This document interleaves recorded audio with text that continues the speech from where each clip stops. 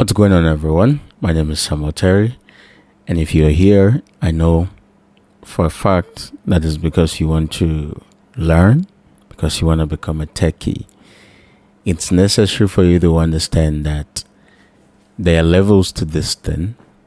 There's the entry level for every person who wants to be a techie, and there are higher levels, right? But today we're going to be focused on the entry level of what it means to be a techie. Personally, I believe that what makes you a techie is your ability to at least have knowledge on how to create a website. So today we're going to be answering 3 questions. The first question is, what is a website? What is a website? So you're going to have to pardon my handwriting. I've not been known to have the best of writings. What is a website? That's number 1. The second question is, what are the categories of websites? What are the categories of a website? And then number 3, is coding the only way to create a website? I know this is the most scariest of questions. Is coding the only way to create a website? All right, so let's look at what a website is. A website can be defined as a group of pages that can be remotely accessed through a web address. So a web address, an example of a web address, google.com, right? That is one. Another example is amazon.com, right? All of these websites that you know, that you like, they can be referred to as web address, right? Now, in the times past, how you could get to a website was via IP address. So what is the address of the website? So it could be 192.168.1.1. All right? So this, in times past, were what they usually used to access google.com, for instance. But imagine if you have to memorize every single web address's IP address. We're going to be taking books around today. So that is why it evolved from IP addresses to web address, right? It's necessary for you to understand the history of something before you can gain mastery in it. So I'm just taking us through a little bit of history, and then we can move on. So we have a collections of files that are stored remotely on a server somewhere that you do not know, I don't see, you don't see, right? So on the prompt or basis of you typing google.com, you are taken to that website via a web browser. There's no other way that you can access a website without a web browser. We're also looking at what some of the categories of a website is. What are some of the categories? There are different kinds of website. But then if I will categorize them in my own way, I would just call them corporate website. The spelling of corporate website. 2, we have e-commerce website, and web applications. E-commerce websites and web application. What is a corporate website? A basic website, a website where you visit, you see about a company, you get to know what exactly the company does, there's the services that they offer, their portfolio, etc. That's an example of a corporate website. Off the top of my head, do I know a corporate website that I think a bank website could go as a corporate website. An e-commerce website, as the name implies, commerce, right? Any website that buying and selling can happen in whatever currency is categorized under an e-commerce website. So Amazon.com is an e-commerce website. Alibaba.com is an e-commerce website. Afrimills.com is an e-commerce website, right? So whatever website that purchases happen back and forth, right, can be classified as e-commerce website. Now, we have web applications. Web applications, an example of web applications is Google Docs, Microsoft Online.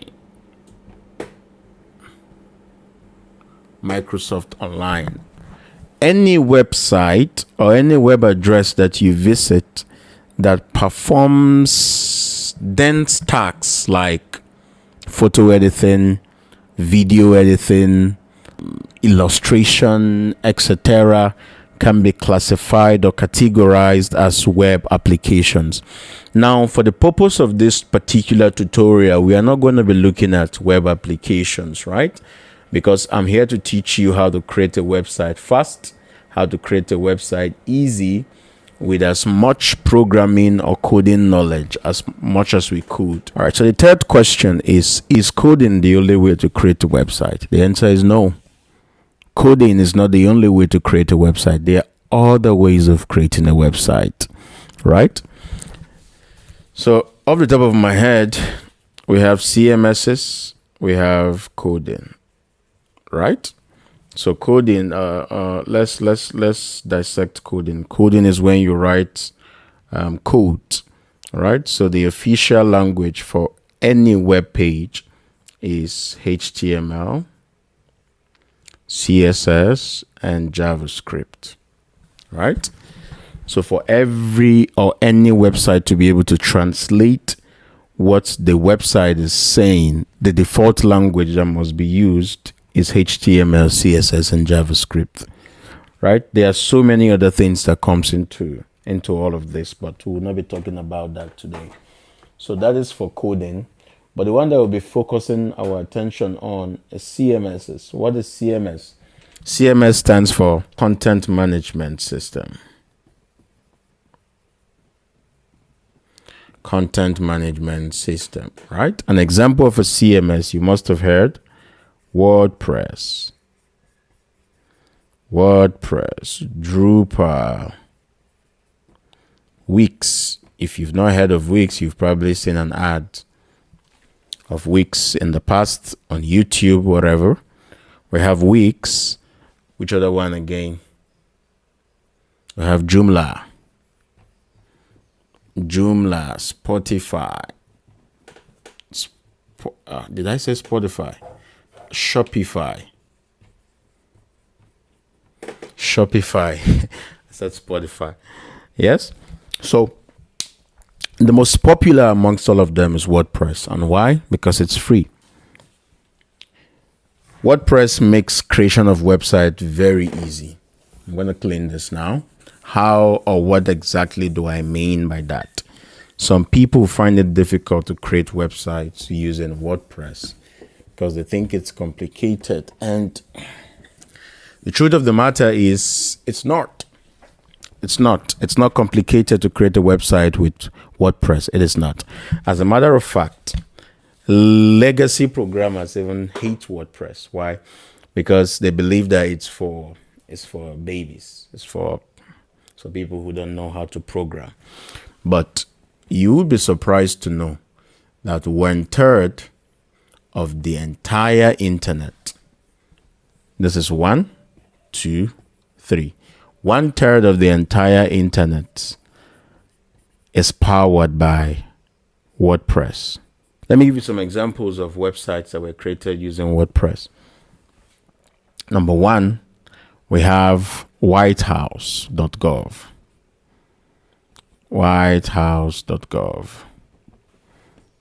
Beyonce.com. these are really, really large organizations who create their website using WordPress.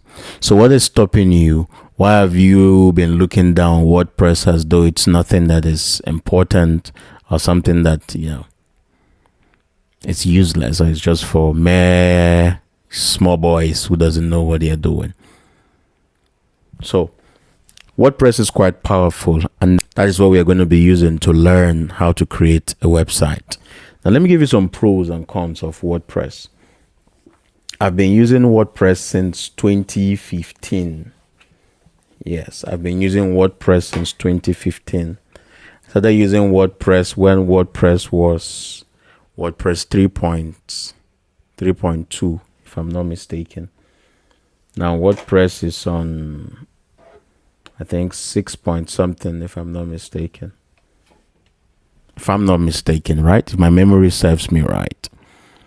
And that has been a long, long while ago, because there has been so many releases of WordPress. When I say release, WordPress 3.2, 3.3, 3.4 till 4 till 5 till 6 that we are in currently.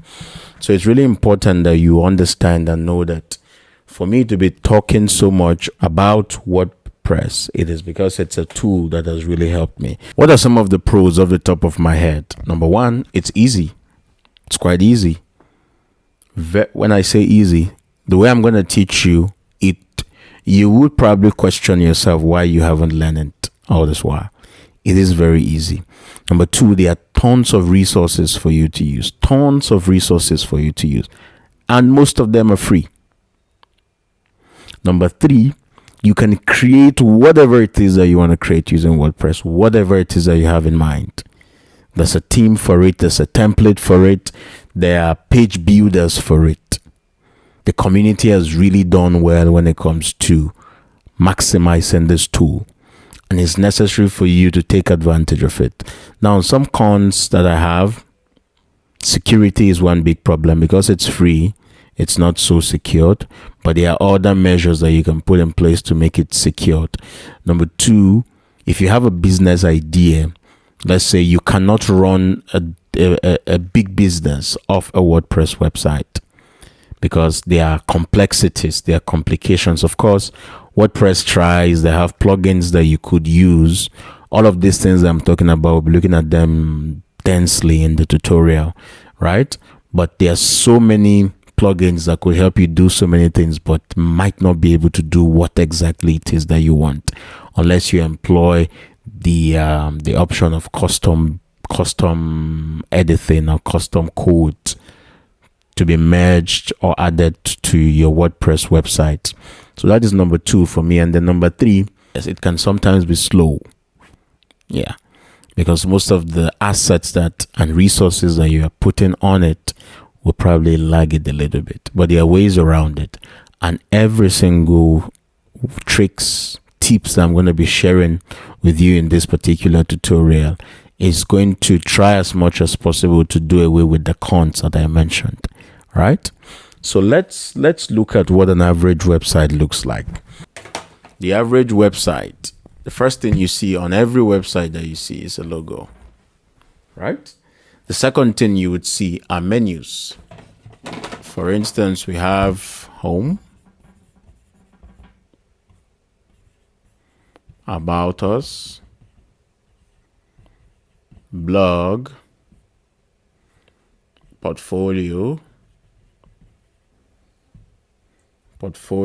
and then contact us.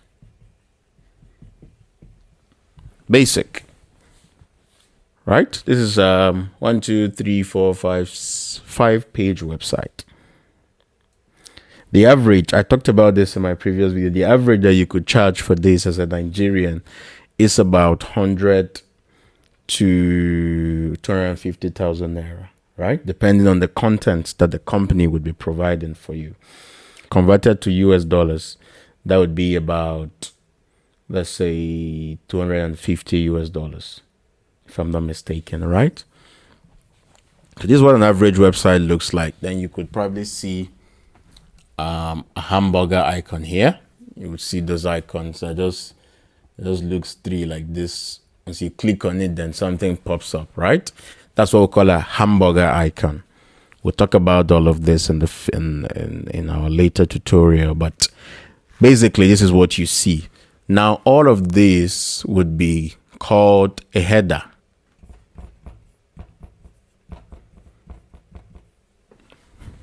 That's the header of a website. The second thing that you would always notice whenever you visit the website is what we call footer.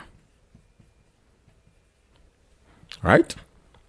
So a footer, you could see a logo here. You could see a logo here. You could see some links. You could see some other links. Right? That's a footer. Now, the most important part of the website is usually this part, the middle. And we call this the body.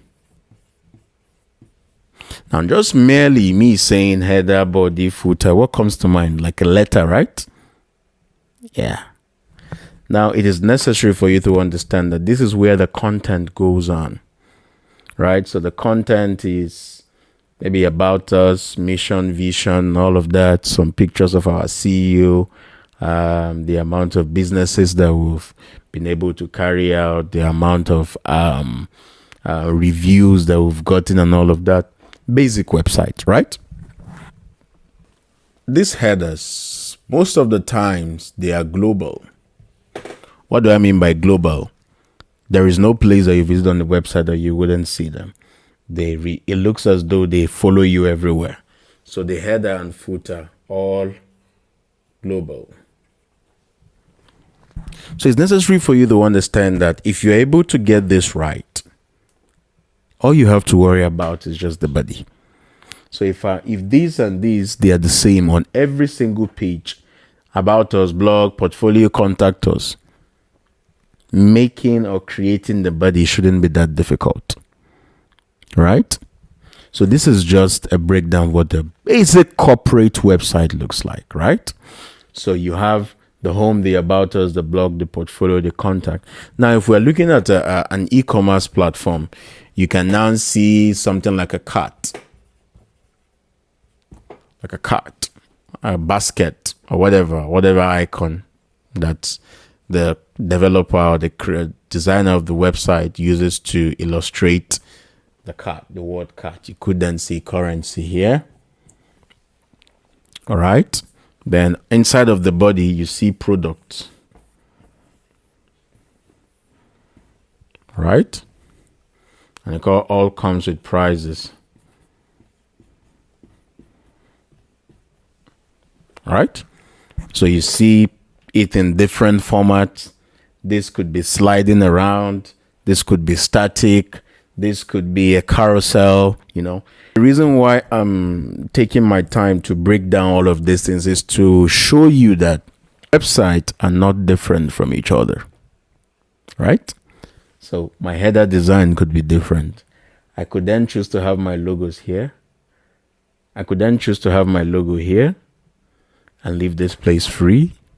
I could choose to use sliders.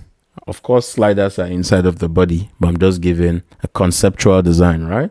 So you could use sliders, you could use text, you could use images, right? So this is just what a basic website looks like. So with my explanation, it shouldn't be difficult to make, right? Yes. So I believe that with this little breakdown of mine, you would be interested in seeing what is next, because it is necessary. The next time I would be speaking on the microphone, you might not see my face, but you would see my computer screen where I'm practically showing you how to create the website. So try as much as possible to connect, try as much as possible to be a part of it. I strongly believe that with this knowledge, there is so much you can earn, there's so much you could make from it. And they say opportunity comes but once. Take advantage of this while it lasts. See you around.